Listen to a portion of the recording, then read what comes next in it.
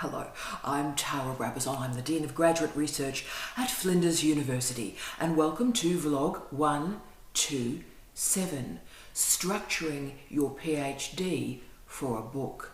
Now, this request comes from Sue. Hi, Sue. And it emerged again from that interview I conducted with Philippa Grand, Dr. Philippa Grand from Emerald Publishing. And it's an interesting story, actually, because during that interview, I was discussing with Philippa the nature of books and PhDs and so forth. And I said, actually, there are some techniques and some tips you can deploy right at the start of a PhD to render it book ready. Right. So I uploaded that interview with Philippa, and about 1 hour after I uploaded that interview, Sue sent me an email and said, in that interview you talked about how a book can actually emerge from a PhD and that you should start with the end in mind. Could you do a vlog on that? Well, Sue, your wish is my command, and let's get into this. So I'm going to present Tara's quick tips to ensure that if you start with the end in mind, you want a book, this is how you can construct a PhD around it. But there is, as always, a caveat in place for me. Remember, your responsibility as a PhD student is to produce a PhD. So you must configure it for a PhD, its oeuvre, its genre, its policy, its procedures, and you've got to think about your examiners. Now, the 10 tips that I'm about to give you today do not take anything away from the PhD. In fact, they make a better PhD. So this is not remotely one of those vlogs, and actually a gentleman said this to me this week, oh look, a PhD is write 5 refereed articles, put some guff, I think it was guff, at the start and the finish, and that's a PhD. No, it's not, and that's how you fail a PhD. Good luck with that. But what we're going to talk about today is how right at the start of a PhD program, you can do some very interesting small things to make it incredibly easy at the end to produce a book. And when I say incredibly easy, all of my students have produced a book and quickly after their PhD. In fact, they've submitted their PhD, made corrections for 3 days to render it a book, and then submit it to a publisher. That's the scale of what we're talking about today. So I hope you enjoyed, but just remember, a PhD is a PhD. That's your priority. What I'm talking about today are some very interesting things you can do to render it book ready right at the start. So are you ready? Sue, you're a legend. Let's do this. So tip 1 is the meta one. It's the big one. I'm just going to take a couple of minutes to do this one, because number 1 is believe in the value of books. Now, this is about you, and it is particularly tough to maintain this motivation and belief in contemporary Australia. Books matter a lot, but there will be many people in Australian higher education who say directly to your face that books do not matter. Okay, and they will be senior people. They will be people in power who will state books don't matter. Now, to be frank, they're nuts, absolutely nuts, because when you die, the first line of your obituary will be Tara Brabazon, comma, author of 30 books. I might get to 50, depends how long I live. Tara Brabazon, comma, author of 30 books, comma. But something weird, something odd happened in Australia about 15, 16 years ago. It was an anti-intellectual turn, and in fact it was the reason I left Australia and went to the United Kingdom. But of course I did come back. But let me tell you a story about what happened when I did actually come back. So I'd just come back from the United Kingdom and from Canada, and I was ahead of school. And I had, of course, a dean, and I just arrived, and as a matter of courtesy, I let her know that I was about to be on the cover of the Times Higher Education. My article was about to be sort of the cover story of the Times Higher Education. So as a courtesy, I sent her an email and said, just so you know, next week this article is appearing. And she wrote back to me immediately, and I remember it was a late Friday afternoon, Friday night. And the email was one line, don't bother me about your research. So I went, all right, well, I've just come back to Australia. Okay, I'm learning the rules here, so I'm learning what's going on. So from that moment on, I realised in Australia that really there's a whole group of people that believe that research doesn't matter at all. And so when people tell you the truth about themselves, believe them. So I never bothered her again about my research. I also remember one of my books that I produced in that first year in this post was mentioned by the Associate Dean Research. You know, he's logging through the publications of the faculty, and my book was logged, and he congratulated me during the meeting. And that was nice, sweet. You know, I never talked about it again. But when I got back to my office, an email from that dean was waiting for me, and it had one line again: just a reminder, Tara, books don't matter. End of quote. Now that phrase has burnt itself into my mind. You know, if there's anything that's wrong with Australian higher education, it's a lovely place, a lovely country, but really it's captured by that. Books don't matter. So since that time, I've really kept my professional life, the work I do, you know, in terms of the leadership roles I have in higher education, I do that, but I keep my intellectual life, my research life, very separate from that. And indeed, it's very much outside of Australia. And isn't that a shame? But that's just the nature of the gig. But look, this has an interesting end, this story. So of course, I did my probation year in this job, and 3 deans turned up to actually assess my probation document. Now, it had been a good year. I produced 2 books, 10 refereed articles, 10 pieces of journalism, all the podcasts, and I'd got a grant. And of course, all of that had happened with no research workload at all. And the books were singled out as a value by one of the other deans. And she said to me during the promotion, I always remember this, quote, "Why didn't you talk about these books through the institution? I didn't even know they existed." End of quote. So I looked at my dean, dead in the eye, and interestingly enough, she had the good grace to blush a little bit. And I looked straight in her eye and said, "Oh, I didn't promote them because I've been told that books don't matter."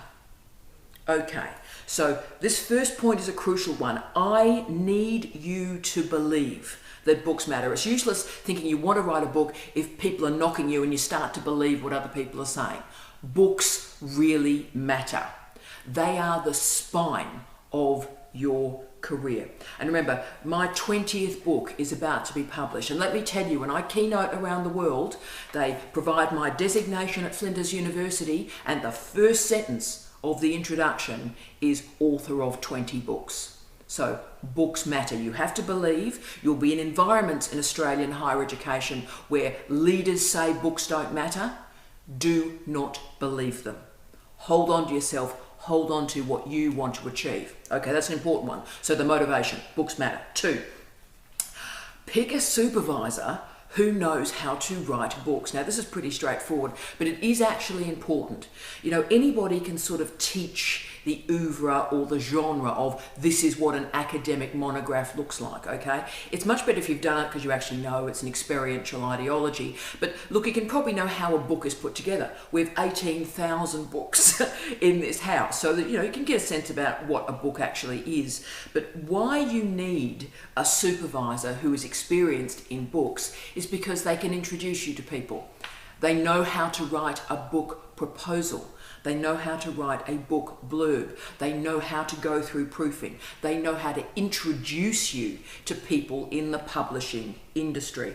So this adds enormous value to a PhD supervision. And again, you probably don't think about it unless you think, oh, right, I do want a book at the end of this. If you want a book at the end of this, then pick a supervisor who knows a lot of international publishers and knows how to get your book through. Okay, 3. Bit of a controversial one, not bothered. 3, integrated literature review.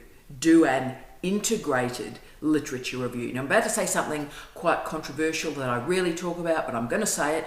I have not supervised or examined a PhD in the last 20 years with a standalone literature review chapter. Now, your disciplines might want a standalone literature review chapter. My disciplines do not. So therefore, I encourage actively an integrated literature review, because that can go straight into book publishing. So it's not a standalone chapter. See, in the old days, what used to happen is a publisher would look at a PhD. Remember, publishers don't necessarily like publishing PhDs, but the first chapter that would be dropped between a PhD and a book would be the literature review chapter, because they are incredibly boring. So you think about it, you've done all this work, and actually that's the first chapter that is just chopped out of a monograph. So how could you do this a little bit differently? Well, let me use here's one we prepared earlier. Let me use one of my wonderful students and his thesis to show you how we did this. And of course, this is the now Dr. Andrew Patterson. Andrew, hi. Hope you're okay with me giving this example, because I think you are. Now, Andrew was one of the rescue doctorates that Steve and I took over. And as we always do with the rescue doctorates, we read the entire thesis as it was. And I read his literature review chapter. One paragraph after another, after another, after another, after another. I couldn't work out what was going on between the paragraphs. It just kept going. I just thought, oh no, what are we going to do here? This is just a disaster. So what we suggested to Andrew was that actually he reorganised the entirety of his PhD around topics involved in South Australian policing, which was his thesis. So we looked at death, drinking, women, post-traumatic stress, post-traumatic growth, sleep. So we had brand new chapters, so all the work paragraph at a time had to move into these new subject chapters, okay? And so in each of those subject chapters, we moved the bit of the literature review into that subject chapter. So for example, say the chapter on sleep, Andrew would do an introduction, so this is why sleep's important to understand South Australian policing.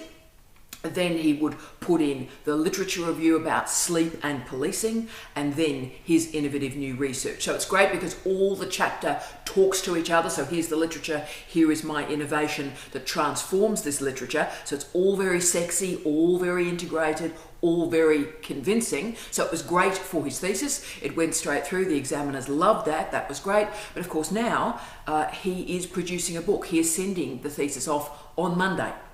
And so it is now ready to go. The integrated literature review has remained in the book, and it demonstrates he has expertise in this field and how his research is transforming it. So that might help you. The integrated literature review is the key difference between a PhD, an old-fashioned, I would argue, traditional PhD, and a book. So if it's something you're interested in, think about the integrated literature review. 4, select an innovative method and explain why it matters.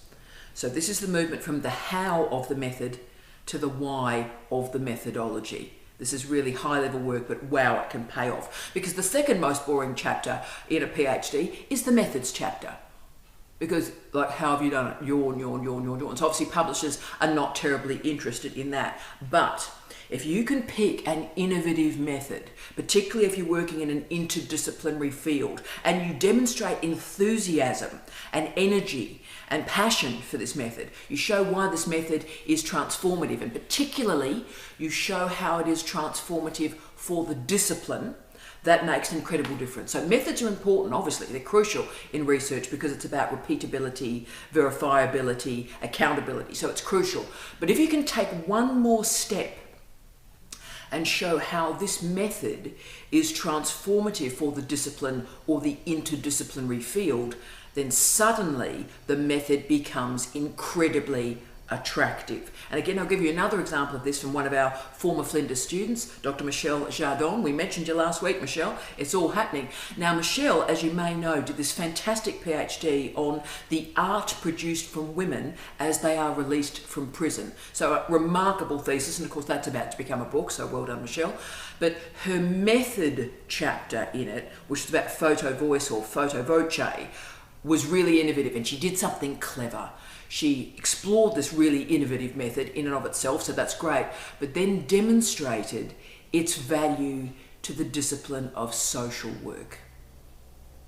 Right, so of course Springer went, thank you very much, and that of course became a Springer brief. So if you can do methods well, firstly, if it goes into your monograph, your book, that's great, it's attractive, it's interesting, but it can also be a standalone small book. So do think about demonstrating that excitement for the method. So the how of the method becomes the why of the methodology. Okay, 5, writing matters. Writing matters. Look, I have a lot of students that pop into my office, often after they've completed their PhD and they've got their results back, they've got their reports back, and they say, look, writing doesn't matter too much. And I've actually had students that through formal correspondence have received like a D, so they've got to rewrite and restructure on their PhD. And I get them to come into my office, we have a nice chat about what's happening going forward. And the student, and they've just received a D, okay? And they come into my office and they say, oh, look, Tara, there might have been some typos and some spelling errors and maybe some paragraphs didn't make a lot of sense, but that's not a big deal. Yes, it is a big deal. You've just received a D on your PhD. So writing matters a lot. So in terms of a PhD, it is significant that the writing is clear, precise, it's about academic integrity, that the referencing is in place, so good, solid writing. So that's how you pass a PhD. To aim for a book, you've got to do a little bit more. You've got to show some flair. It's got to be outstanding writing, shiny, attention to topic sentences, strong, clear paragraphing, and yes, drafting. And if you produce great writing, obviously it helps your result. Your examiners will love you and you'll go straight through as an A or B. But further, if the writing is shiny and exciting and interesting, that of course leads it straight to a book because editors will also appreciate it. So remember, every hour that you spend on writing is a really important hour. 6, really important one, high quality introduction and a high quality conclusion. Now, of course, your introduction and your conclusion, along with, I would say, your abstract, are the most important parts of your PhD because you're orienting your examiners into what you're doing, why you've done it, and why it actually matters. So that powerful, that punchy introduction welcomes your examiner into your research. But can I say, a powerful and punchy introduction also welcomes a whole series of different readers into your research. So the introduction is important, strong. But the conclusion is perhaps even more important in a monograph, in a book, than it is in the PhD. And I can always see a student that's got tired or just run out of puff because the conclusion is either short or a bit weak.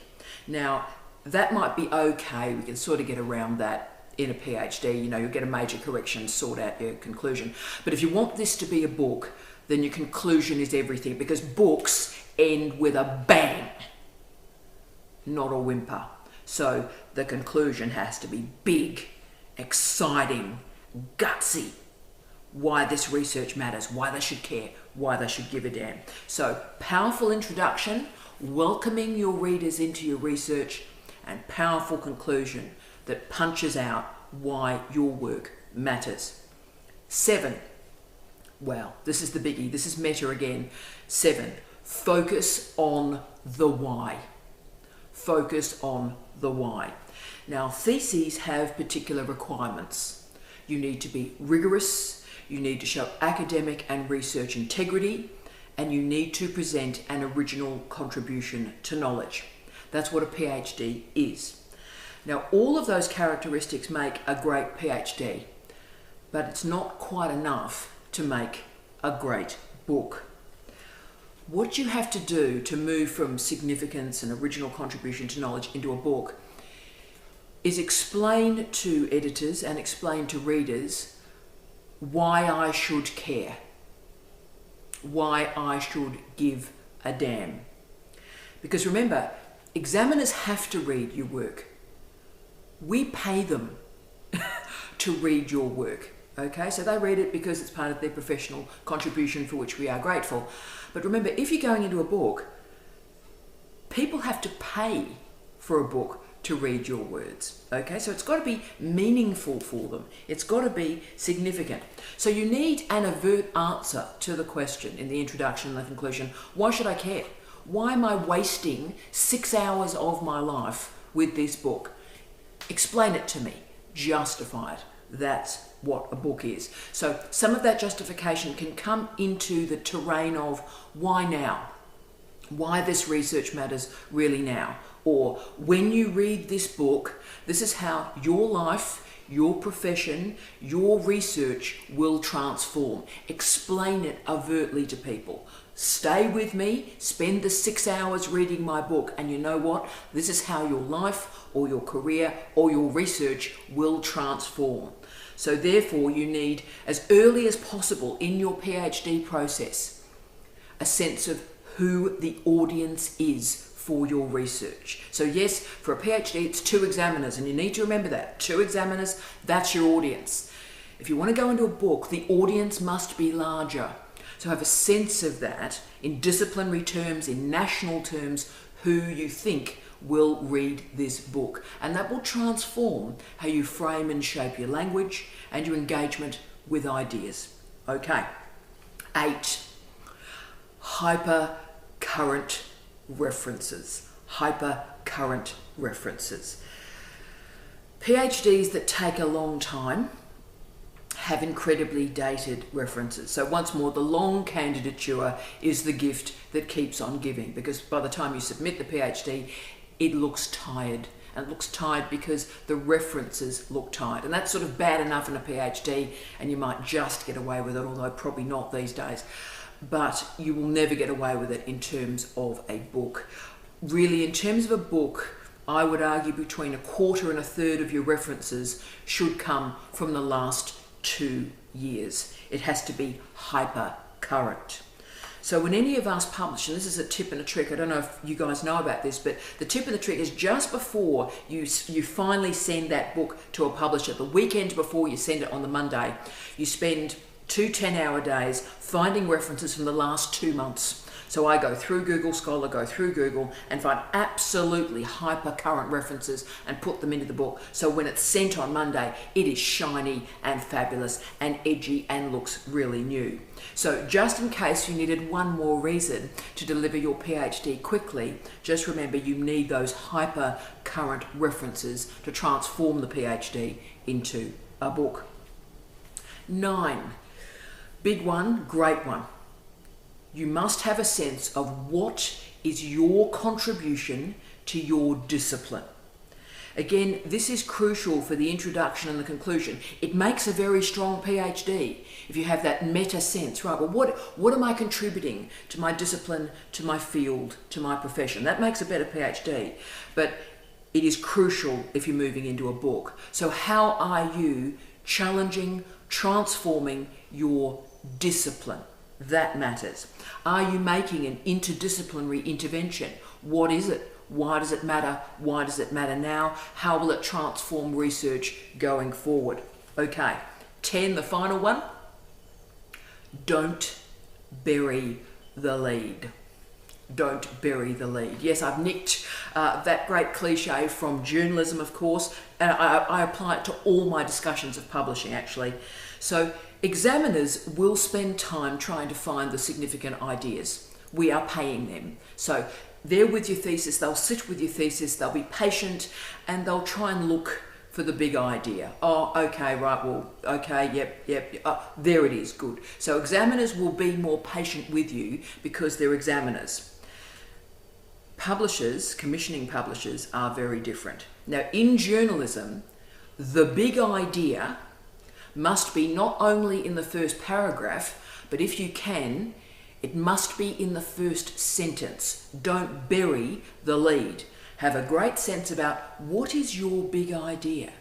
What's really fascinating about this research? And put that in your first paragraph. Put that, if you can, in your first sentence. Why do we care? What's big about this? What's exciting? And punch that excitement into your first sentence. Okay, so be gutsy, be confident, and show a mastery of your material. And that confidence will pay off. Don't bury the lead.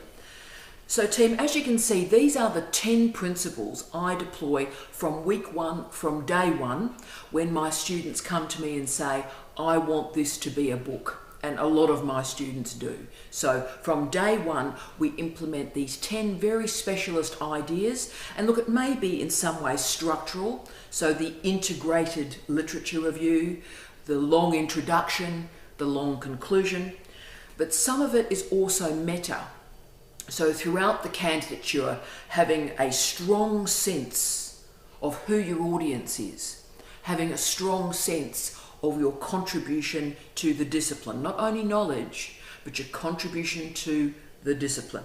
So Sue, I hope that helps. As you can see, some relatively straightforward things can be implemented to ensure a very smooth pathway from a PhD to book publication. Great idea. Thank you for the suggestion. And as always, I wish you love, light, and peace. TL.